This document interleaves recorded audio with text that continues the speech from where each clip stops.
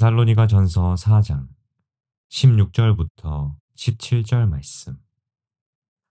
주께서 호령과 천사장의 소리와 하나님의 나팔 소리로 친히 하늘로부터 강림하시리니 그리스도 안에서 죽은 자들이 먼저 일어나고 그 후에 우리 살아남은 자들도 그들과 함께 구름 속으로 끌어올려 공중에서 주를 영접하게 하시리니 그리하여 우리가 항상 주와 함께 있으리라.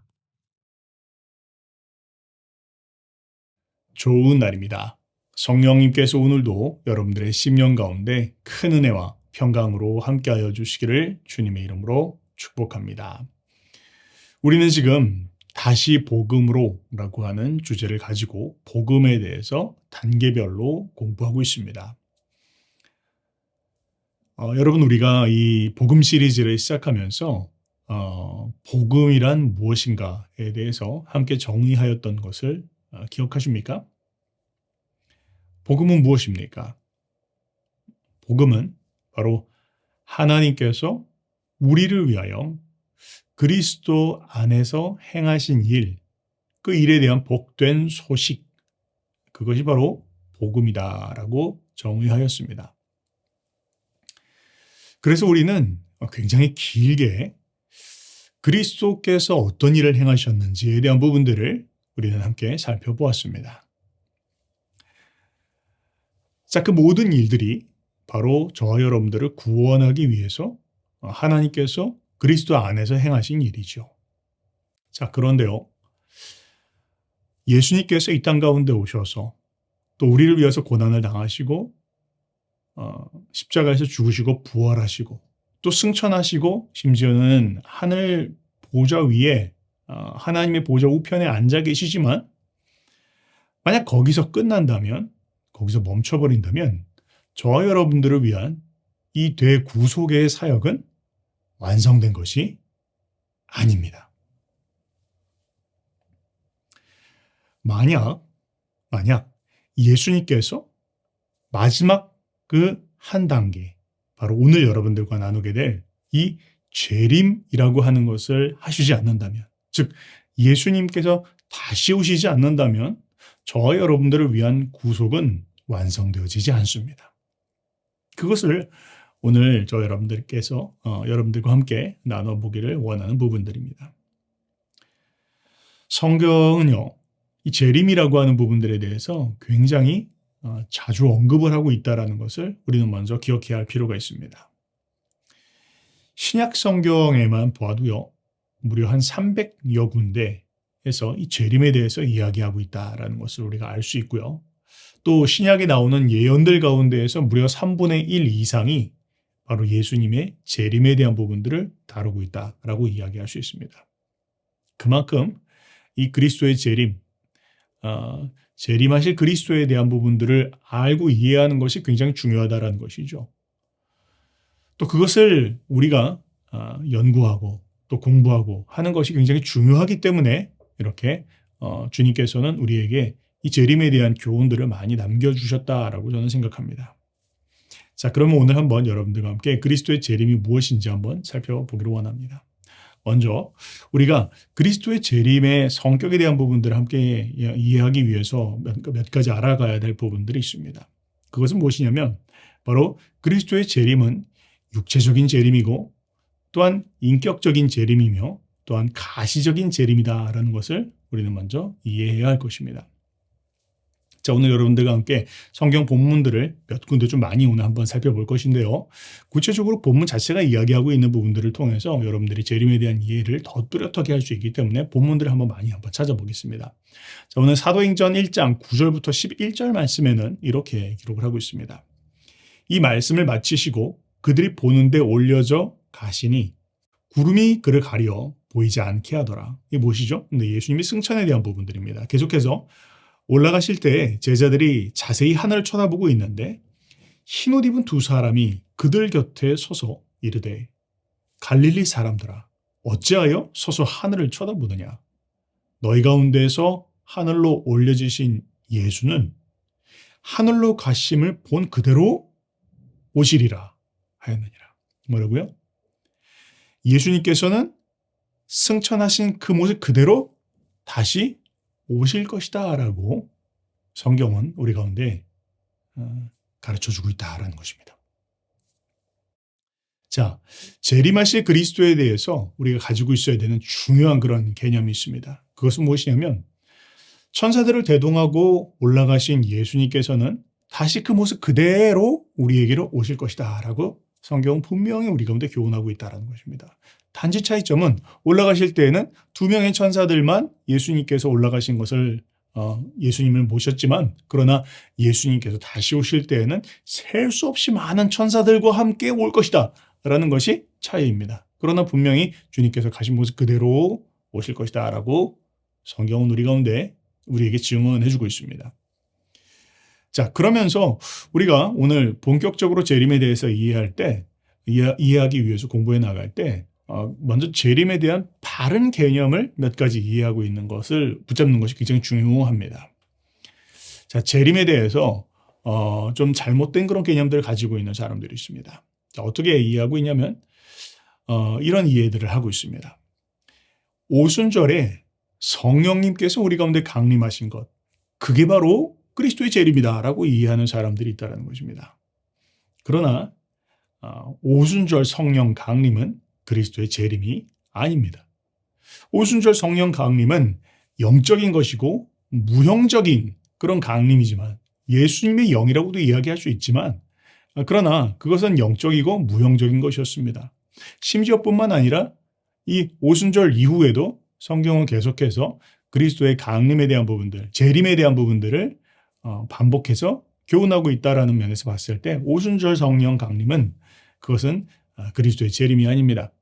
그리스도의 재림은 영적인 재림이 아니고요, 육체적인 그런 재림이다라는 거 먼저 분명히 기억해야 할 것입니다. 또 뿐만 아니라 어떤 사람들은 이 그리스도의 재림에 대해서 설명할 때 예수님의 재림은 그냥 예수님의 가르침, 또 그 예수님의 훌륭한 교훈이 세상 가운데 퍼지는 것이다, 확산되어지는 것이다, 그게 바로 예수님의 재림이다 라고 가르치는 사람들이 있습니다. 그러나 그것도 그리스도의 재림이 아닙니다. 그리스도의 재림은 가르침이나 교훈이 확산되어지는 것이 아닙니다. 그리스도의 재림이, 성경이 가르치고 있는 그리스도의 재림은 분명한 그의 인격적 재림입니다. 인격이신 예수님께서 육체를 가지고 오시는 사건이라고 분명하게 언급을 하고 있습니다.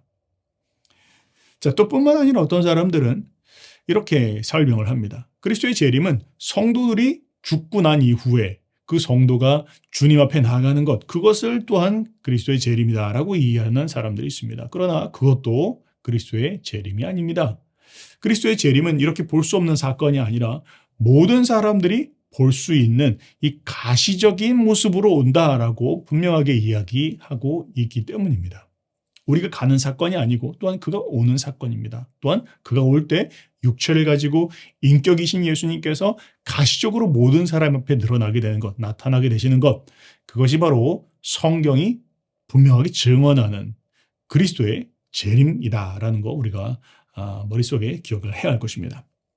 자, 그러면 우리가 어떻게 예수님께서 다시 오실지 성경은 그 모습에 대해서 다양한 모습으로 가르쳐주고 있는데, 그 모습을 한번 우리가 살펴봅시다. 자, 먼저는요, 예수님께서 어디로 오시는지에 대한 부분들은 분명하게 기록을 해놓고 있습니다. 누가복음 말미에, 그리고 또 사도행전 초반부에, 또 스가랴서 14장 4절 이런 데에 보면 예수님께서 재림하실 장소가 분명히 감람산이다라는 것을 이야기해 주고 있습니다. 그러니까 이스라엘에 있는 예루살렘의 감람산으로 예수님께서 다시 오실 것이다라는 것은 성경이 분명히 우리 가운데 가르쳐 주고 있는 것입니다. 자, 그러면서요, 마태복음 24장 27절은 이런 말씀을 기록하고 있습니다. 번개가 동편에서 나와서 서편까지 번쩍임 같이 인자의 임함도 그러하리라 라고 이야기하고 있습니다. 뭘 이야기하고 있는 것입니까? 본문이 말하는 것은 예수님의 그 재림은 분명한 가시적인 사건이고 또한 장엄한 사건이다. 그리고 뿐만 아니라 오늘 지금 여기서 이야기하고 있는 건 번개같이 동편에서 나서 서편까지 번쩍임같이, 뭘 말합니까? 갑작스러운 사건이라는 거예요. 우리가 예비할 수 있는 그런 사건이 아니라는 겁니다. 마치 노아의 때와 같이 시집가고 장가가고 물건 사고 팔고 그러고 있는 사이에 어느 날 우리가 대비할 수 없는 그런 순간에 갑작스럽게 주님께서 재림하게 되어질 것이다 라는 것을 우리 가운데 가르쳐주고 있습니다. 뿐만 아니라 마태복음 24장 30절은 이렇게 증언하고 있습니다. 그때 인자의 징조가 하늘에서 보이겠고 그때 땅의 모든 족속들이 통곡하며 그들이 인자가 구름을 타고 능력과 큰 영광으로 오는 것을 보리라. 그렇게 이야기하고 있습니다. 뭘 말합니까? 예수님께서 재림하실 때 일어날 사건에 대한 부분들을 이야기하고 있는데 그때의 상황을 이야기하는데 하늘에 어떤 그런 비범한 변화가 있을 것이다라는 거예요. 심상치 않은 일상적이지 않은 그런 변화가 하늘에 있을 것이고 그리고 그것은 분명히 모든 사람들에게 인자가 다시 오시는구나. 예수께서 재림하시는 것이구나라는 것을 분명하게 알 수 있도록 그런 징조를 가지고 오신다. 그렇게 말씀하고 있습니다. 그 징조가 무엇인지는 우리가 구체적으로 알 수는 없습니다. 예측할 수 있을 뿐이죠. 그런데 예를 들면 시편 97편 2절 3절에는 이렇게 기록하고 있습니다. 구름과 흑암이 그를 둘렀고 의와 공평이 그의 보좌의 기초로다. 불이 그의 앞에서 나와 사방의 대적들을 불사르신도다. 그렇게 이야기하고 있어요. 이런 말씀들이 성경에 여기뿐만 아니라 곳곳에 나와 있는데 이런 것을 통해서 볼 때 예수님께서 재림하실 때 우리가 생각해 볼 수 있는 이 어떤 지구상의 변화는 마치 땅이 진동을 하고 그리고 하늘 보좌라고 이야기하니까 하늘에서 뜨거운 불이 나오는 것과 같고 그런 모습들을 분명히 우리는 상상해 볼 수 있습니다. 뿐만 아니라 이런 땅이 진동하고 하늘에 갑자기 불이 내리는 것과 같고 하는 그런 사건만이 아니라 가장 특징적이라고 또 이야기할 수 있는 것은 데살로니가 4장 16절 17절에 이렇게 기록하고 있는데요. 주께서 호령과 천사장의 소리와 하나님의 나팔 소리로 친히 하늘로부터 강림하시리니 그렇게 기록하고 있는데 뭘 말합니까? 굉장히 요란한 소리가 아주 거대한 소리가 하늘에서 날 것이다 라는 것을 우리는 추측해 볼 수 있습니다. 천둥과 같은 그런 그분의 음성이 들려질 것이고요. 그리고 대천사장의 우렁찬 그런 소리가 또한 들려질 것이고 뿐만 아니라 하나님의 나팔 소리가 하늘이 떠나가라고 하늘을 뒤흔들어 놓는 그런 사건들이 분명히 있을 것입니다. 땅은 진동하고 하늘에서 불이 내리며 굉장한 소리가 압도하는 소리. 예를 들면 여러분들은 무슨 이 트럭 같은 것이 이렇게 막 빵 소리를 내면 막 너무 놀라지 않습니까? 막 그런 것과 비교할 수 없는 그런 소리일 것입니다. 어마어마한 그런 큰 소리로 모든 사람들이 못 들을 수 없도록 그런 소리가 날 것이다. 그래서 히브리서 12장 26절은 이렇게 기록하고 있어요. 내가 또 한 번 땅만이 아니라 하늘도 진동하리라. 그렇게 기록하고 있죠. 이 만물의 아주 기초를 이 땅을 그냥 뒤흔들어 놓을 만한 어떤 거대한 그런 소리가 하늘로부터 들려질 것이다. 이렇게 이야기하고 있습니다. 자, 이것이 바로 재림 때의 모습이다라고 이야기할 수 있을 거예요. 자, 그런데요. 또 한 가지 특징적인 것이 있습니다. 그건 뭐냐면 예수님께서 재림하시게 되면 사람들이 통곡하게 될 것이다라는 거예요.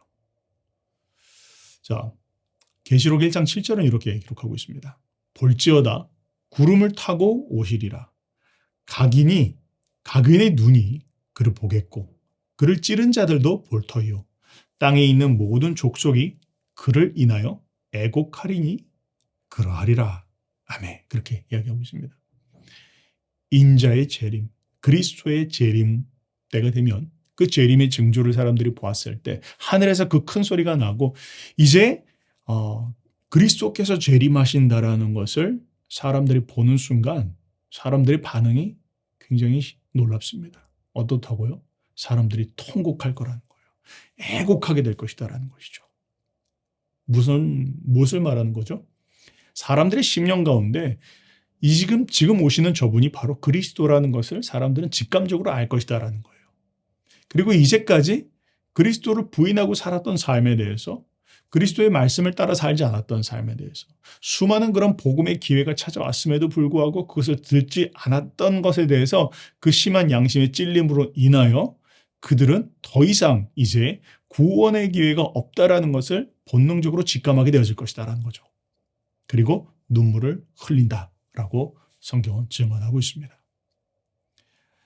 자, 바로 그것이 예수님께서 재림하실 때 나타나는 그런 특징적인 모습들이다라고 이야기할 수 있어요. 자, 이것처럼요.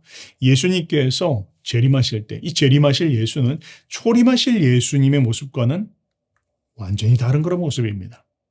초림하신 예수님께서는 베들레헴의 구유 안에 누이는 그런 아기 예수로서 고난당하고 또 죽으시고 또 부활하시는 이런 고난받는 그런 종의 모습으로 왔지만, 그러나 다시 오실 예수님께서는 정복자의 모습으로 오신다라는 것을 성경은 증언하고 있습니다. 초림하신 예수님께서는 가장 낮은 모습으로 또 비천한 모습으로 겸손한 모습으로 오시지만, 그러나 재림하실 예수님은 하늘 군대와 함께 심판주로 오신다라고 성경은 우리에게 증언해주고 있는 것입니다. 자, 그러면 예수님께서 재림하신 이유는 무엇입니까? 또 재림하신 어떤 재림의 목적은 무엇입니까? 라는 부분들에 대해서 한번 생각해 봅시다. 결론부터 말씀드리자면 예수님께서 재림하시는 그 목적은 바로 자기 백성들을 구원하시고 그리고 세상을 심판하시기 위한 목적으로 이 땅 가운데 오시는 것이다 라고 성경은 증언하고 있습니다. 단계별로 한번 살펴보면요, 예수님께서 오시는 그런 목적, 첫 번째는 방금 말씀드렸던 것처럼 당신의 백성들을 구원하시기 위해서 행하시는 일이 있습니다. 그것은 무엇이냐면 먼저는 모든 사람들을, 죽은 자들을 부활시키는 일을 먼저 하실 것이다라는 거예요. 여러분 그거 아십니까? 저와 여러분들, 우리 모두는 장래에 부활하게 될 것입니다. 마치 예수님께서 죽은 나사로를 부르실 때 나사로야 나오라 라고 이야기하자 그 나사로가 온몸에 붕대를 칭칭 감고 있는 그 나사로가 갑자기 동굴 밖으로 나오는 것처럼 언젠가 우리도 그 동일한 음성을 듣게 될 것입니다. 예수님께서 이 땅 가운데 오실 때 우리를 부르시는 그 큰 소리를 듣고 우리가 심지어는 살아있을 때는 살아서 주님을 맞이할 것이고, 죽어 있다면 우리는 부활하여서 그분의 부르심 앞에 반응하며 나오게 되어질 때가 있다라는 것이죠. 요한복음 5장 28절은 이렇게 기록하고 있습니다. 이를 놀랍게 여기지 말라. 무덤 속에 있는 자가 다, 뭐라고요? 무덤 속에 있는 모두 다 그의 음성을 들을 때가 온다라고 성경은 증언하고 있습니다. 자, 그러면서요, 부활에 대한 우리 모두가 부활할 것이다라는 것을 몇 가지 그렇게 기록하고 있는 모습들이 있는데요. 아까 방금 읽었던 우리 데살로니가 전서 4장 16절 17절 다시 한번 읽어보겠습니다. 주께서 호령과 천사장의 소리와 하나님의 나팔 소리로 친히 하늘로부터 강림하시리니 그리스도 안에서 죽은 자들이 먼저 일어나고 그 후에 우리 살아남은 자들도 그들과 함께 구름 속으로 끌려 올려 공중에서 주를 영접하게 하시리니 그리하여 우리가 항상 주와 함께 있으리라.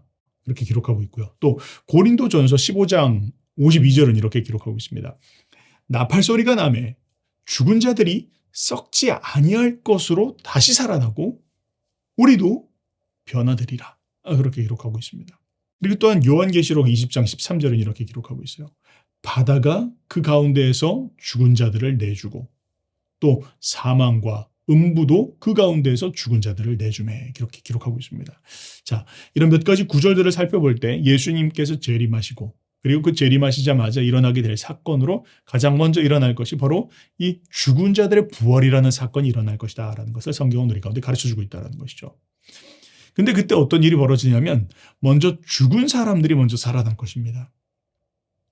그리고 그때 당시 예수님 재림 당시에 아직 죽지 않은 살아있는 사람들은 그 살아있는 사람들이지만 그러나 영화로운 몸으로 변화되어서 하늘에서 죽은 자들과 함께 공중에서 주님을 맞이하게 되어질 것이다 라고 또한 성경 기록하고 있어요.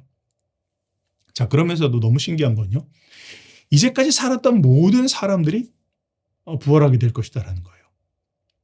그냥 한 군데에 있는 사람 혹은 한 세대의 사람이 아니라 모든 지역에 있는 사람들이 모든 세대에 걸쳐서 그 사람이 산에서 죽었던 혹은 심지어는 본문이 얘기하는 것처럼 바다에서 죽었던 상관없이 다 그 죽었던 자들이 부활하는 놀라운 일이 벌어질 것이다. 여러분 한번 상상이 되십니까? 저는 정말 어떤 모습으로 우리가 주님을 부활하여서 맞이하게 될지 상상도 되어지지 않습니다. 그런데 어쨌든 그렇게 부활할 것이다라는 거예요.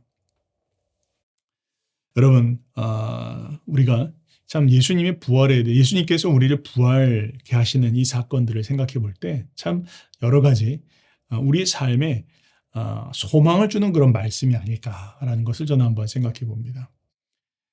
사람이요, 젊을 때, 뭐 10대, 20대 이때는 참 건강하죠. 그러나 이제 나이가 이제 40, 50 좀 들어가면 들어갈수록 이제 우리의 몸은 쇠약해지기 시작합니다. 점점 질병에도 걸리고요. 그리고 죽음이 더 가까이 온다라는 것을 느끼기를 시작합니다. 그럴 때마다 어떤 때는 마음이 참 이렇게 서글퍼질 때가 있죠. 그러나 우리가 참 소망을 품어야 될 것이 있습니다. 그것은 무엇이냐면 바로 주님께서 우리에게 영원한 생명을 약속하셨다라는 거예요. 우리를 죽음으로부터 살리시는 일들이 일어나게 되어질 것이다라는 것을 우리는 기억해야 합니다. 맞습니다. 우리 몸이 쇠약해지고 우리 몸이 질병 가운데 있고 또 옛날엔 참 건강했던 사람들이 건강을 잃어가고 하는 그런 모습들을 볼 때 우리는 참 마음 한켠에 참 서글픈 마음도 들고 나약한 그런 마음들이 들 때가 있습니다. 그러나 우리가 기억해야 될 것이 있습니다. 그것은 뭐냐면 바로 이렇게 우리가 몸이 들고 또 질병에 걸리고 또 우리가 죽고 하는 이 모든 것은 원래의 하나님의 계획은 아니라는 거예요. 우리를 향한 하나님의 계획은 무엇입니까? 우리를 향한 하나님의 계획은 우리가 영원히 사는 것입니다. 때문에 주님께서는 비록 우리가 이 타락한 세상 가운데 살아가면서 그 세상의 그림자 가운데에서 우리도 어쩔 수 없이 죽음이라는 과정을 지나가기는 하지만 그런데 그것이 마지막이 아니라는 거예요. 죽음은 종착지가 아닙니다. 죽음은 새로운 페이지를 여는 또 하나의 단계일 뿐이다라는 것을 우리는 먼저 기억해야 할 것입니다. 자, 그래서요. 로마서 8장 11절 말씀은 이렇게 기록하고 있습니다. 그리스도 예수를 죽은 자 가운데 살리신 이가 너희 안에 거하시는 그의 영으로 말미암아 너희 죽을 몸도 살리시리라. 그렇게 우리 가운데 약속하고 있다는 거 우리가 기억해야 할 것입니다. 자, 그러면서요. 또한 예수님의 재림 때에 나타나게 될 중요한 그런 이벤트 가운데 한 가지가 무엇이냐라고 이야기할 때 그것은 바로 분리하는 그런 사건이 일어난다라는 거예요. 마태복음 24장 31절은 이렇게 말합니다. 그가 큰 나팔 소리와 함께 천사들을 보내리니 그들이 그의 택하신 자들을 하늘 이 끝에서 저 끝까지 사방에서 모으리라 그렇게 이야기하고 있어요.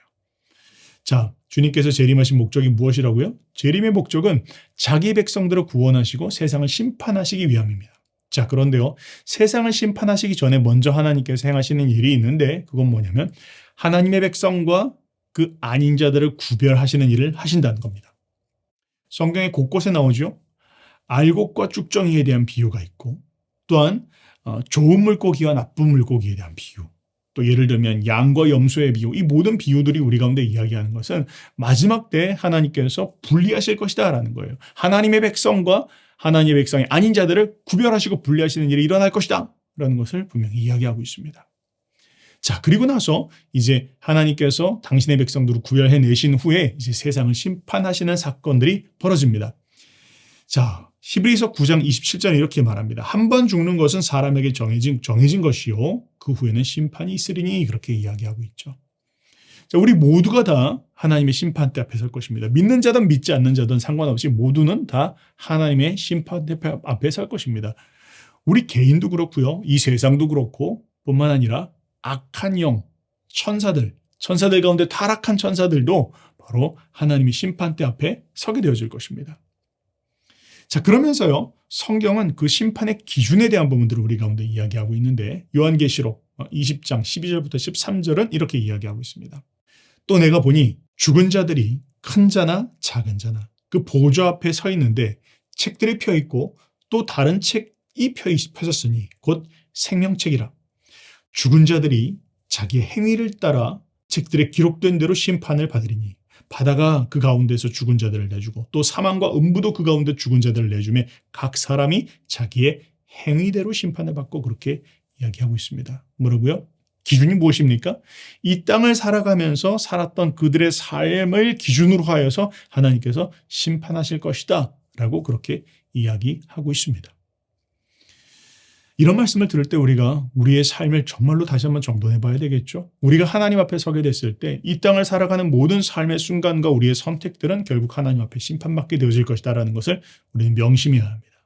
자, 그런데 여기서 본문에 우리가 좀 한번 갸우뚱하고 다시 한번 생각해 보게 되는 면들이 있습니다. 그것이 무엇입니까? 하나님이 우리를 심판하실 때 행위대로 심판하신다라는 거예요. 그러면 이런 질문들을 할 수 있죠. 아니, 믿음으로 말미암아 하나님 앞에 심판받는 거 아닐까요? 왜 행위로 말미암아 심판을 받는다고 이야기할까요? 네, 맞습니다. 우리의 구원은 믿음으로 구원을 얻는 것이 맞습니다. 자, 그런데요. 우리에게 그 구원하는 믿음이 심겨져 있다면, 우리 안에 그 믿음이 확고하다면 반드시 따라오는 것이 있습니다. 그것이 무엇입니까? 우리의 선한 행실이라는 거예요. 믿음이 있는 자는 우리의 삶을 살아가면서 반드시 선한 행실로 열매를 맺게 되어져 있습니다. 그래서 지금 여기서 이야기하고 있는 자기의 행위라는 것은 우리가 그렇게 맺는 선한 행실에 대한 부분들을 이야기하는 것이죠. 그러니까 믿음이 있는 자들은 하나님 앞에 선한 행실로 열매를 맺게 되어질 것이고, 믿음이 없는 자들은 그렇지 않은 악한 그런 열매들을 맺게 되어질 것이다. 심지어 그의 심령 가운데 예수님을 믿지도 않는 것으로 인하여 구원을 얻을 수 있는 그 어떤 이유도 그들에게 없다라는 것을 성경은 분명히 이야기하고 있는 것입니다. 자, 그리고 이제 마지막입니다. 그렇게 해서 예수님께서 이 땅에 다시 오실 때, 재림하실 때, 재림하시는 그 목적의 가장 최종적 목적은 무엇이냐? 바로 이 세상을 통치하실 것이다 라는 것입니다. 사랑하는 여러분, 우리가 요즘에 이렇게 세상을 참 쳐다보면 마음 놓을 곳이 없는 것 같아요. 그렇죠? 참 세상이 이렇게 무질서해지고 또 위험해지고 통제불능의 상태로 나가고 있는 건 아니냐, 뭐 이런 생각들을 해보게 됩니다. 누가 도대체 이 세상에 이 흐트러진 질서를 다시 회복할 것이냐? 전염병과 또 핵의 위험과 또 이념의 갈등과 이런 가운데서 누가 과연 이 세상에 평화를 가져올 수 있을 것이냐, 이런 것들 여러분 고민되지 않습니까? 더군다나 요즘에 막 기술의 발전, 통제가 불가능한 그런 상황 가운데로 들어가고 있습니다. 그래서 누가 이런 과연 통제 불가로 이 어떤 기술 종속의 그런 사회 가운데로 지금 달려가고 있는데 누가 과연 이것을 막아낼 수 있을 것이냐, 이런 염려를 우리는 하지 않을 수가 없습니다. 자, 그런데요, 우리가 소망을 가질 수 있는 이유는 바로 예수님께서 이 땅에 다시 오셔서 재림하셔서 이 세상을 통치하시고 다스리신다는 겁니다. 타락한 이 세상과 또 그에 속한 모든 악한 자들의 세력들을 멸하신 후에 주님은 새하늘과 새 땅을 이 땅 가운데 가지고 오실 것이고, 그리고 그분의 공의와 정의에 기초한 그 다스림을 이 땅 가운데 펼치실 것이다. 그래서 우리는 새 예루살렘 성에서 성도들이 그 주님과 함께 왕노릇하는 그런 세상들이 올 것이다 라고 성경은 우리에게 분명하게 약속해주고 있다는 것입니다. 여러분, 여기 우리의 소망이 있지 않습니까? 아무리 우리가 참 이 세상을 바꾸기 위해서 노력하고 애써야 될 것이지만요, 그러나 역부족인 걸 느낍니다. 우리가 이 세상에 살 수 있는 것 참 없구나라는 것을 많이 생각해 보게 됩니다. 그러나 결국 언제요? 예수님이 다시 오실 때, 그 그리스도께서 재림하시게 되시면 그분이 통치의 보좌에 앉으셔서 세상을 통치하시고 다스리시는 일이 분명하게 약속되어진 일이다. 여러분, 우리의 소망이 바로 여기에 있어야 될 것이다 라는 거 우리가 기억해야 할 것입니다. 자, 끝으로 그러면 예수님께서 언제 재림하실 것인가에 대한 부분들, 우리가 참 관심이 많이 있습니다. 그러나 성경은 재림의 때에 대해서 그렇게 우리가 가르쳐주고 있지 않다는 거 우리가 먼저 기억해야 할 것입니다. 모든 예언, 예수님이 언제 재림하실 것이다라는 모든 예언은 100이면 100 전부 실패하였습니다. 그날과 그때는 모릅니다. 하늘의 천사도 모르고 심지어는 아들도 모르고 오직 아버지만 하신다라고 예수님 그분이 말씀하셨습니다. 그러면 우리는 하나님께서 예수님께서 언제 오실지 모르니까 그러면 그냥 막 살아도 되겠네, 뭐 어떻게 살아야 될까, 이런 생각들을 해보게 되겠죠. 마지막으로 한번 생각해 봅시다. 재림을 기다리는 우리의 삶의 자세는 어떠해야 될까요? 우리가 참고로 생각해 볼 수 있는 것은요, 바로 초대교회의 모습입니다. 여러분, 초대교회 성도들의 그 심령 가운데 그들이 붙잡고 있었던 가장 중심된 소망은 무엇인 줄 아십니까? 바로 그리스도의 재림입니다. 주님 다시 오십시오, 주님 언제 오십니까? 하는 그 마음의 중심으로 살아갔다라는 것을 우리는 알 수 있습니다. 성경 곳곳에 보면 그런 표현들이 나옵니다. 고린도전서 16장 22절에는 주 예수여 어서 오시옵소서 그렇게 기록하고 있고, 요한계시록도 가장 마지막에 보면 주 예수여 속히 오시옵소서 그렇게 기록하고 있습니다. 이걸 뭐라고 이야기하죠? 마라나타 그렇게 이야기합니다. 그러니까 초대교회 성도들의 그 마음 가운데 있는 가장 중심된 소원은 그냥 내가 부해지는 것도 아니고 내가 성공하는 것도 아니고 이 세상에서 평안하게 사는 것도 아니고 그들의 마음 가운데 가장 중심에 있는 소원은 주님 언제 오십니까? 주님 속히 오시옵소서 그 마음의 소원이었다라는 거예요. 질문하고 싶습니다. 사랑하는 여러분, 여러분들의 마음의 지금 중심의 소원은 무엇입니까? 주님 속히 오시옵소서, 주님 어서 오시옵소서, 그 마음의 중심으로 살아가고 있습니까? 이것이 바로미터입니다. 내 신앙이 지금 건강한지, 내 신앙이 지금 바르게 가고 있는지를 살펴볼 수 있는 그 중심적인 바로미터가 바로 주님 어서 오시옵소서, 이 마음을 가지고 살아가고 있는가 아닌가예요. 어떤 사람들은 세상에 푹 빠져 살아갑니다. 주님 언제 오시든 말든 상관 안 합니다. 되도록 안 오시는 게 더 좋습니다. 이렇게 살아가는 사람들도 있죠. 한쪽 극단입니다. 또 다른 한쪽 극단은 무엇입니까? 또 지나치게 그렇게 생각하는 사람들이 있습니다.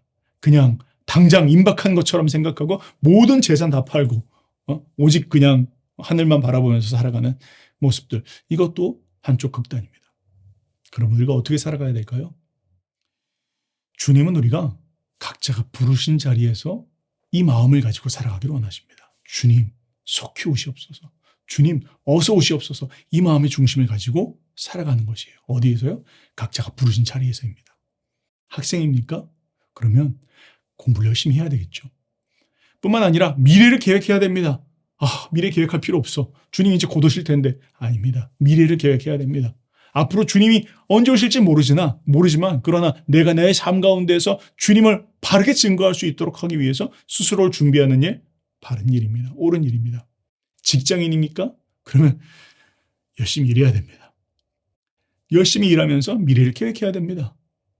그러나 가장 중요한 것은 무엇입니까? 어떤 상황 가운데 있든지 내 자리 가운데 부르신 일에서 충성을 다하지만 그 마음의 중심 가운데 주님 내일이라도 속히 오시옵소서, 그 주님을 향한 간절한 마음을 늘 잃지 아니하고 살아가는 것입니다. 그때 우리는 영적 긴장감을 놓지 않게 됩니다. 그때 우리는 이 세속으로부터 물들지 않게 됩니다. 그때 우리는 이 땅을 살아가면서 사명자로서 무엇을 해야 될지에 대한 것들을 깨닫게 되고 온전히 언제든 누가 물어보더라도 우리가 가지고 있는 소망에 대해서 밝히 증거할 수 있는 그런 마음으로 살아갈 수 있게 됩니다. 왜죠? 영원히 살 것은 아니기 때문입니다. 우리가 이 마음을 가지고 살아갈 때 주님께서 기뻐하시는 뜻을 이룰 수 있게 되어집니다. 여러분, 오늘 그리스도의 재림에 대해서 한번 살펴보았습니다. 좀 오늘 말씀을 길게 나눴는데요. 이런 소망을 붙잡고 승리하실 수 있는 여러분들 되시기를 주님의 이름으로 축복합니다.